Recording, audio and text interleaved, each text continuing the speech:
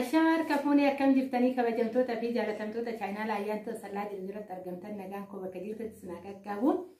Isiniin jechuun jaaladhaa bakka jiraattan bakka eeggamtanii yoo na eegdanii egaa mana yeroo darbe viidiyoo waraabee irratti viidiyoo lammataa irratti ijoolleen baay'ee na bashannansiistan jirtanii.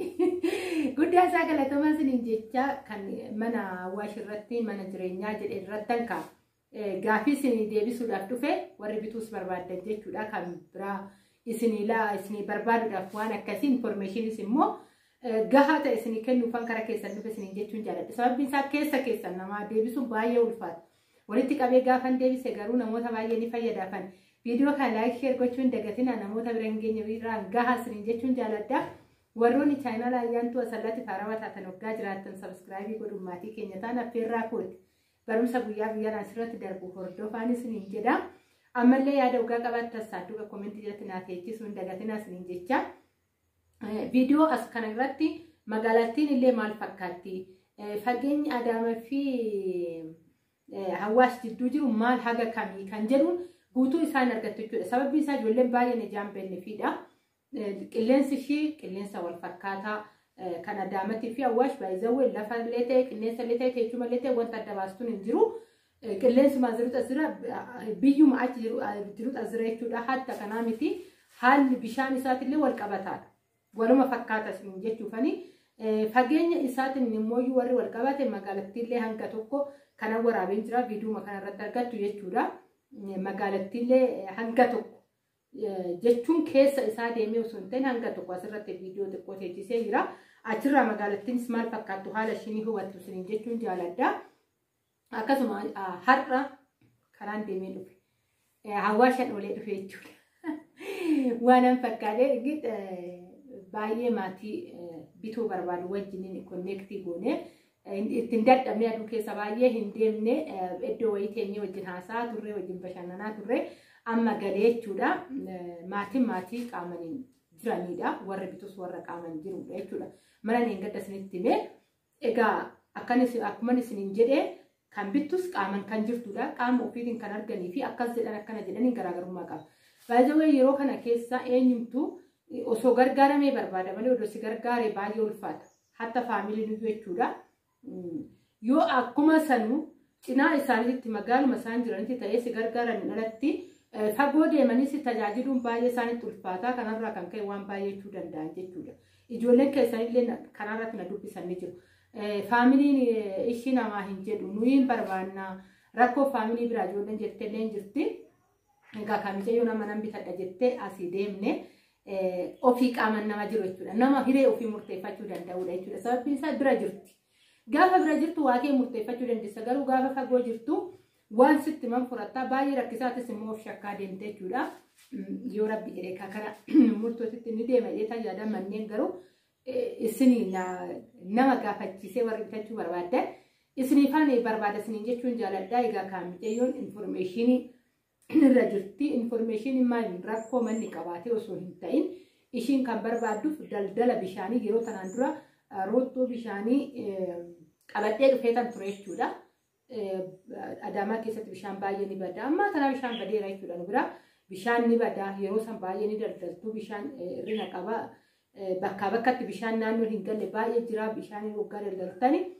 Hojii tokkodha isaan namni baay'ee bishaan gurguree namni baajaajii bitee jira. Bishaan gurguruudhaan guyyaatti makiinaa lama fa'a kan buusu makiinaa sadii fa'a kan buusutu jira jechuudha. Isa saniin huccubii seenamee yeroo tokkicha makiinaa dhufu keessatti hangi 2,000 1,500 sanuu qisaasee ofiittiin miicattee ofii mana keettiin qulqulleeffattee wanna si barbaachisu hundattiin hojjettee kaatee kanaafuu hanga 2,000 kan bishaan makiinaan fidu gubbaarratti jechuudha. Hanga 1,500 xiqqaatu 1,500 baay'atu 2,000 hunda argatan jechuudha. Ijoolleen gurgurtuu ijaa jirtu kan kana isinitti himaatoo jira. Ani ofii kiyyaa gurguruu osoo hin ta'in hiriyoota kootii gurguraa jira waan ta'eef. Kanaaf intalli bitachuu barbaaddellee bootaa san informeeshinii ishiin amma odeeffannoo barbaadaa jirtu mana san keessatti bishaan hojjechuu barbaadde jechuudha.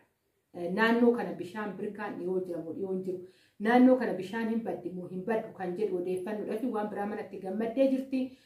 Manni mudoo tokko hin qabu. Egaa kan viidiyoo sanarratti kuteetan isinitti dhiyeesse baay'izawwee malee ijoollee keessa jira ijoollee koo akkana jiraan argisiisne jaajettee kan kuteetoo asirratti gallakkisee manni manatti jiraachaa turteedha nama carraa qaburra bu'a ka yeroo baay'ee kana wanni bira hin jirre carraan akka laayetti nama qaqqabuu dhaba isiniin jechuun jaaladha egaa ka ishiin daldala bishaaniitiif barbaaddee warri hoo daldala bishaaniitiif ni milkaa'aa ta'e ni bitatti daldala bishaaniitiif immoo birkaan yookaan naannoo san jiraatee bishaanis naannoo san hin badu hoo ta'e ni dhiistii gaafa ishiin dhiiste immoo ani poostiin isinii godha isiniin jechuun jaaladha har'aaf garuu ijoolleen akka itti naane jechuufan kana isinitti himuudhaaf dhufe jechuudha.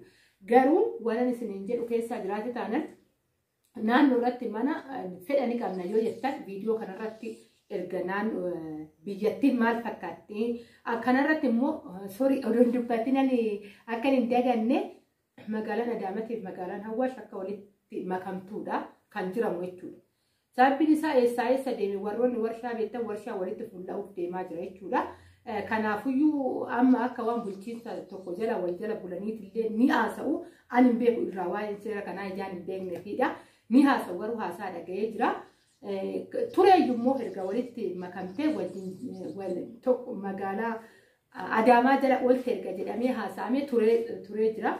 Akkuma nan dhufeen anama kara ji'a torbaffaa immoo 8 deemaa jira ergan galee akkuma galeen odeeffannoo kana dhaga'e jechuudha. Seera haarawaa bahe gubbaarratti warroon dhaggeeffatan irra ta'an dhaggeeffanne baay'ee walitti akka dabalamteetti haasa'aa jiru isiniin jedhaan immoo oduun dhaggeeffadhu. Rakkoo kiyyatu iyyuu kana oduun dhaggeeffadhu isiniin jechuu jaaladha yeroo qabutti waan afuuratan dhaggeeffadha. Kanuma wanta biraa humtuu iyyuu hin jiru isiniin jechuu jaaladha. Kanaaf odeeffannoo wanta jiru hin dhageenye garuu akkas jedhanii haasa'anii magaalatti guddattuudha hojiidhaaf hojii isinii ta'uu dandeessudha. Sababni isaa magaalaa gurguddaa keessa mana kireeffattee taa'urra kee kan ta'etti magaalaa xiqqoo guddachaa jirtu keessatti daldalluuyyuu baay'ee gaariidha. Kanan isiniin jechuu jaaladha jechuudha. Warri ni barbaannettanii masmara keessattuuyyuu naannoo irratti dhiyaattan biyya fagoo irraa illee naaf hin ta'u warri dhiyaattan naannichatti dhiyaattan isinii barbaachisuu ni dandeenya lafa homaa dubbii hin qabne tuttuqqaa hin qabne kan amantaa qabu. Isiniin jechuun jaaladha har'aaf garuu dubbichi kana fakkaata kanaan gallee baay'eetti gammaddeerti yeroo kana keessa burukeetti wuddii feerroo wuddii maaloon kun wuddiidha mana ijaaramee itti galtee itti hojjettu argamu jechuun kun carraa xiqqaa miti namni xiqqeessee ilaaluu danda'a jechuudha. Anarraan afaan guutee dubbadha sababbiin isaa maatiin fi namni bitu sun waan itti gammadeefan anillee afaan guutee dubbachuu danda'a. Yeroo kana keessa saarbisii luukii kudhan jiraattee too bitachuu jechuun carraa qabaachuu jechuudha. Sababbiin isaa sibirtoo qaraxii takkittiin 2,200 fa'aa taatee jirti jechuudha. Feerroon har'a feerroo takkittii 1,000 bitanii ishiinuu feerroo qalloo malee feerroo jajjabaan kanaa olii jechuudha. 1,100 waan akkasii fa'aarratti. Feerroo kanaan ka'ee akkaan baay'een tokkichi meeqan bu'ee kana Axiriin isaa dhakaadhaan jalaa jalqabamee bulukeetti fi feerroodhaan ijaaramee mana saarbisiin 2 irra jiru. Immoo kutaan hirribatii fi saaloonii qabaatee shintibeetii qabaatee suuqii qabaatee birrii kanaan argachuu jechuun waan xiqqaa sanatti fakkaatin hatta baadiyyaa keessattuu iyyuu akkanatti argamu dhugaan isiniin jedha. Isaan waan addaan galuu barbaadaniif ishiinis karaa hiree ofii deemuuf innis karaa hiree ofii deemuudhaaf muddamanii too kana murteeffatan malee waan kanatti murtaa'u miti manichi sun jechuudha. Maaliif wanni ettanii akka bartanii ban isin jechuu jaaladha keessan dhufee too namoonni kanaan dura yeroo darbe dubbataniifan illee irra caalaa dubbachaa jira waan ta'eef. Kana fakkaata warroonni bitachuu barbaadan Hawaashuma keessatti nama isinii kan gaafadhaan karraalee kanan dubbatan dallaalaa miti nama beeku namni wal beeka waan ta'eef isa qabatamaa ta'e hoggaan arge isinii fanimaa warri barbaadan keessan dubbisuu hin dandeessan isin jechuun jaaladha.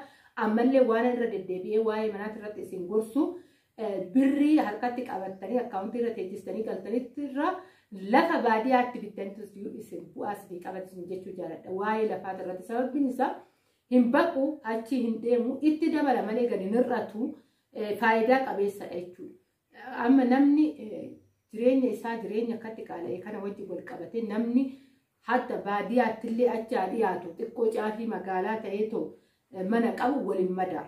Dhugaan isin waan feete hojjedhu mana kiraa keessa teessee jireenya kootan jijjiira jettee too hin yaadin. immoo deebistanii viidiyoo darbe keessatti illee dubbadhe humna keessanii olillee yaaddoo hin deemina. Yeroo baay'ee lafa kaartarpilaanii naan jedhu. Gaafa qabadhee dhufu ijoollee baay'ee qooste. Nuti shamara biyya Arabaatiin miliyoona 2, miliyoona 4, miliyoona 6 qabattee dhuftaan naan jedhanii ijoolleen keessan nama shannansiisan illee jiru jechuudha. Nan beeka akka ulfaatu garuu namoonni baay'een koomentiin isaanii kana jedhu. Koomentii isaanii tiifan kunoo kana fakkaataa jedhee qabattee dhufe dhugaa dubbachuuf akka ulfaatu wallaalee miti jechuudha. Argannaa keenya hin beekna nutuyyuu wal beeka namni amma biyyaa baatan beeka malee namnu bitoo siin jedhu ni qabdi jedhee si yaaduu danda'ani garuu ittan jiraadhee beeka waan ta'eef qarshii biyya Arabaa ishiin argamtu sun waa meeqatti keessaa ba'a iji keenya immoo waa baay'ee hawwaa kaan hawwaa keessaa baasa miliyoona dhiisiti kunoo 6,000 7,000 lafa bitachuun mana bitachuun baay'ee ulfaachaa jirurra jirra jechuudha. Kana fakkaata. Magaalattiin maal fakkaatti asmarratti argattu guddaa isaa galatamaa turtiin afaan agootaniif isiniin jechuun jaaladha. Garuu gorsi yeroo hunda seerisii ta'ee kanan dubbadhu bakka jirtanitti magaalaa dhiyaattanitti qarqara magaalallee haa ta'u callistanii lafa caraqaa bitina baay'ee ulfaata diigaa gubbaarratti lafa seera qabeessa wanni jara oole ni jira miti waan akkasii san bittanii irrallee jiraatan ittillee hojjetan mana keessa irratti isinii wayyaa.